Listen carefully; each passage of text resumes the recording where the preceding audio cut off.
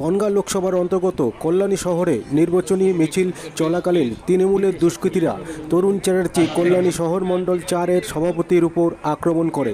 তাকে দেখতে আজ রানাঘাট লোকসভা প্রার্থী জগন্নাথ সরকার কল্যাণী এমসে। আপনারা দেখছেন নিউজ নদিয়া এক্সপ্রেস। চ্যানেলটিকে সাবস্ক্রাইব, লাইক, শেয়ার এবং ফেসবুক পেজটি ফলো করুন আর দেখতে থাকুন নিউজ নদিয়া এক্সপ্রেস।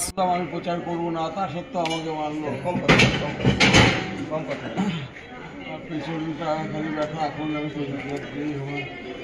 থাকতে হাত তো কেটে দিয়েছে, এখান দিয়ে খুঁজেও দিয়েছে। আসুন জেনে নেব রানাঘাট সাংসদ জগন্নাথ সরকার কি বললেন। আগে টুকুন চ্যাটার্জিকে দেখতে গেছিলেন এইমস কল্যাণীতে এমার্জেন্সিতে, কি ঘটনা, কি হয়েছে?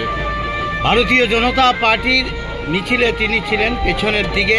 তৃণমূল দুষ্কৃতীরা যেভাবে হঠাৎ করে হামলা করেছে, তার উপর অ্যাটাক করে তিনি এখন ডেঞ্জারাস জোনে আছেন।